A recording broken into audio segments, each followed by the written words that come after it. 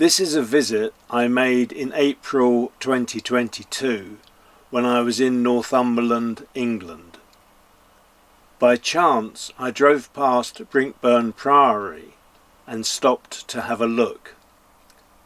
I found an Augustinian priory in the Gothic style and an adjacent manor house.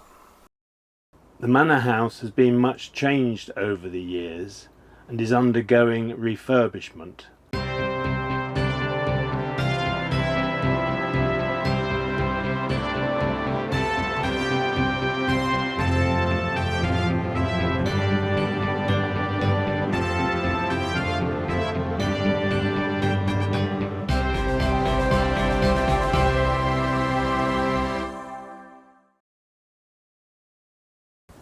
The property is in the care of English Heritage, and I thank them for use of information and floor layouts contained in their guidebook. I hope you enjoy looking around with me.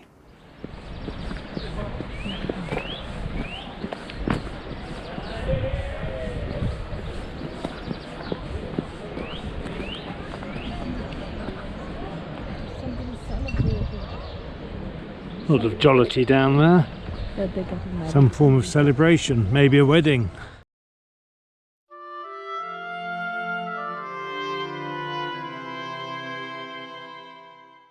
Brinkburn Priory was founded in the 1130s as a community of Augustinian canons. It was one of the first monasteries to be closed at the Dissolution in 1536. The Dissolution was a period predominantly between 1536 and 1541, when Henry VIII disbanded the monasteries and became head of the Church of England, thereby denouncing papal authority. This arose from his divorce from Catherine of Aragon and marriage to Anne Boleyn, which had caused a rift with the Church in Rome. From then on, many monastic buildings were demolished and their lead and stone sold, and as years passed, they would be pillaged by local villagers for what remained of their building materials. This is quite something, isn't it? Wow. What is an Augustinian canon? Originally, a canon was a cleric living with others in a clergy house or within the precinct of a cathedral, conducting his life according to the customary discipline or rules of the Church. This way of life was first documented in the 8th century AD. In the 11th century, some churches required clergy living together to adopt the rule proposed by St. Augustine that they renounce private wealth. Those who embraced this change were known as Augustinian canons or canons regular, whilst those who did not were known as secular canons. After the Dissolution, the priory church was used short-term as the parish church, while parts of the monastic buildings were adapted to form a manor house. The church rapidly deteriorated, and after years of neglect it was re-roofed and restored in the mid-19th century. Today it is considered one of the finest examples of early Gothic architecture in Northumberland. The organ of 1868 was built by William Hill, one of the most significant English organ builders of the century. It was the gift of Sir William Armstrong, the Tyneside industrialist of nearby Cragside. In 1866, Sir William had donated the priory bells. Building of the church began in the late 12th century and is thought to have been finished in the early decades of the 13th century. At this time, architecture was changing, moving away from the round-arched Romanesque style, known as Norman in England, to the pointed arched buildings of the Gothic style, this often being called Early English. As now, there were no pews for worshippers. The open view we see today would not have been like it in medieval times. There would have been screens of stone or timber dividing up the space for different uses.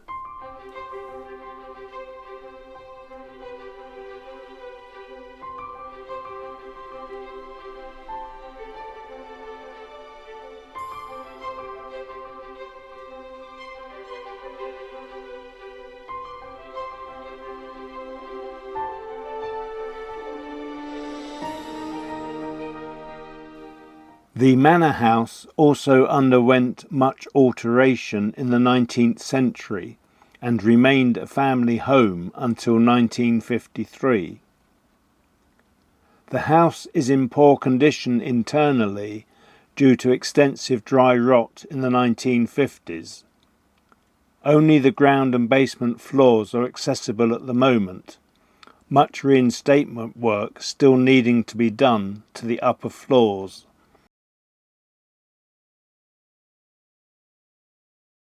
This side of the house was demolished and rebuilt in the 1830s to provide more reception rooms and bedrooms, and improved service accommodation. These areas are shown blue on the plan. Three-storey part of the house here. We've got two fireplaces, which suggests this was also 2 rooms at one stage. Got quite a big lintel over the top of each of them.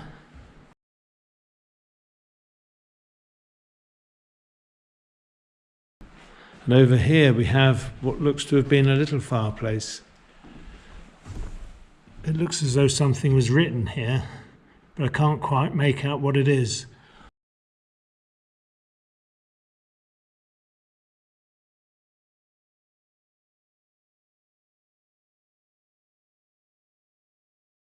There's certainly a lot of restoration work to be done. We can see the sockets for the supporting floor joists.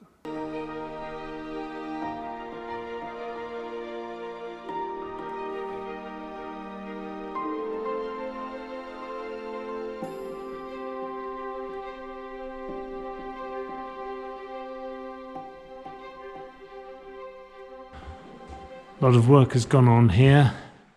The whole floor upstairs has been renewed.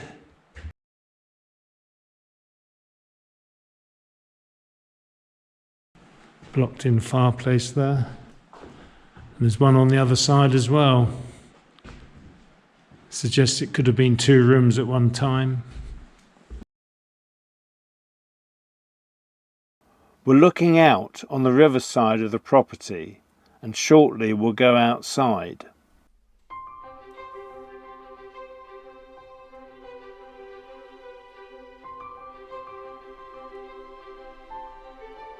You can see where many changes have been made over the years.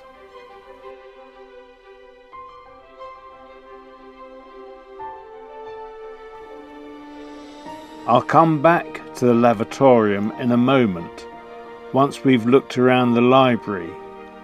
You can again see there have been lots of changes.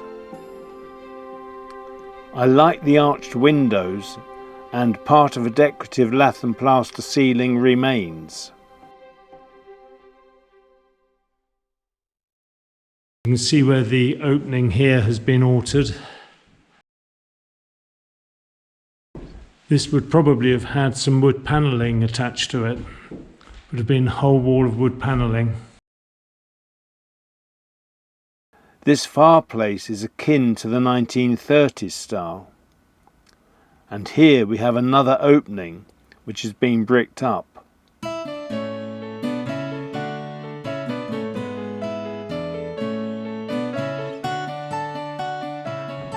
And over here again, it's very different. We can see where a doorway has been blocked in. Been many changes over the years, and here again is where there would have been a doorway.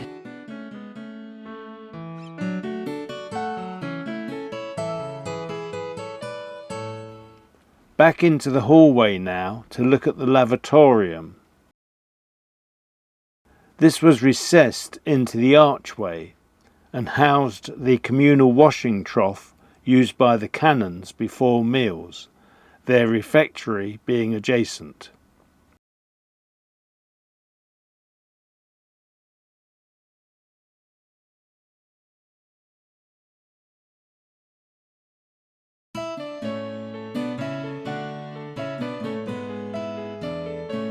We're now entering the drawing room, which has a semicircular bay window overlooking the grounds.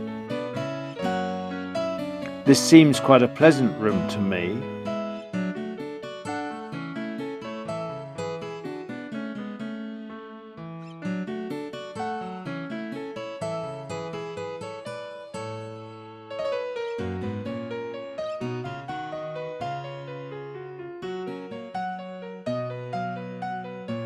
Another bay looks towards the river, and some original wood panelling remains.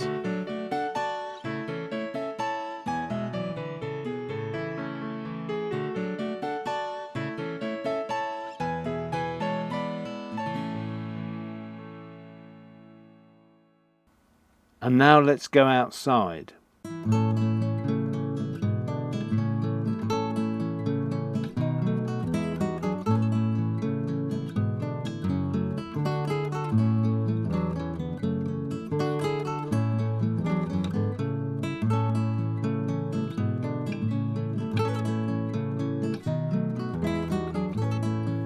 We have a view of the southern side of the priory, and ahead, where the bench is, would have been the chapter house.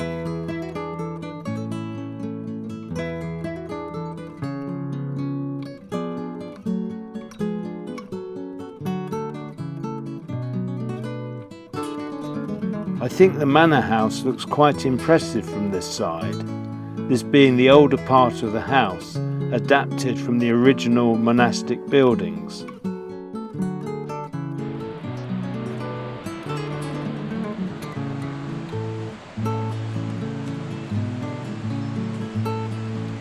The river is now to my right, and you can hear the rush of the water.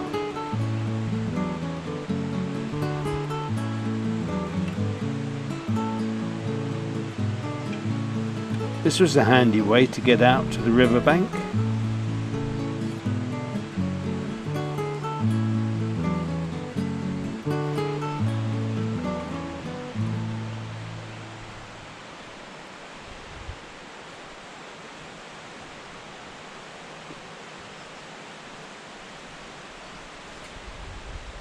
This is quite an interesting bell behind me. Seems to be made of copper.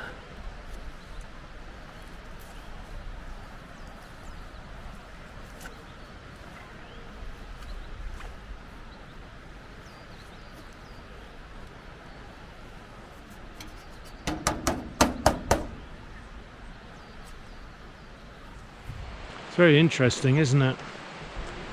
Wasn't expecting the house to be like it is though. Hadn't realised it had been stripped out and is being restored in that way. Externally, the structure of the building is very good. I expect the roofs have had a problem, but all we're seeing is the inside on the ground floor. It's nonetheless very interesting. We can see under the staircase here and right through to the ceiling on the upper floor.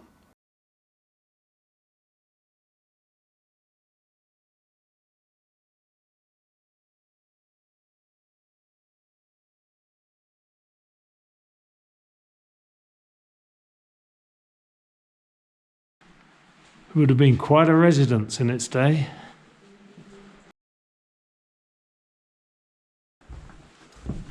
Another staircase here ahead of us.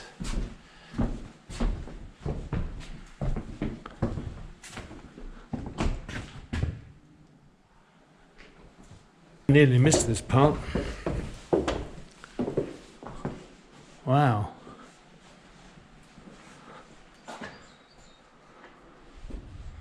The kitchen and other service areas of the house were located here in the basement.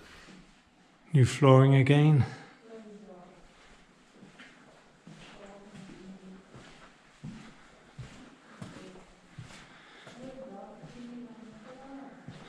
Let me out. Let me out, I hear you cry. That's rigid, that one.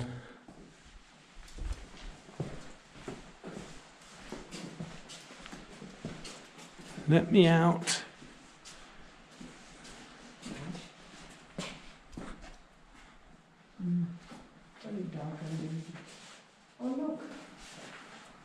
Oh, lovely. Ah, lovely old range. That's fantastic. It was made in Newcastle on Tyne by H. Walker and Son Limited. Isn't that wonderful? This is some form of regulator. Can't quite read what it says. Dry something regulator. Dry regulator, medium, fast. Presumably that says slow. Isn't that wonderful? It is. That truly is lovely. There's some writing on here as well. It says something like the smallest fire possible. You can see here the wear on the original steps.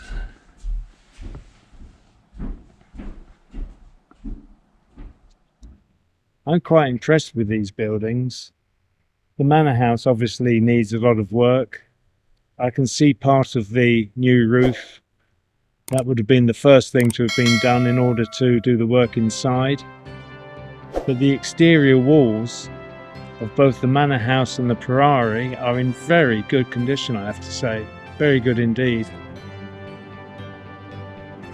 I am impressed, there's no doubt about it.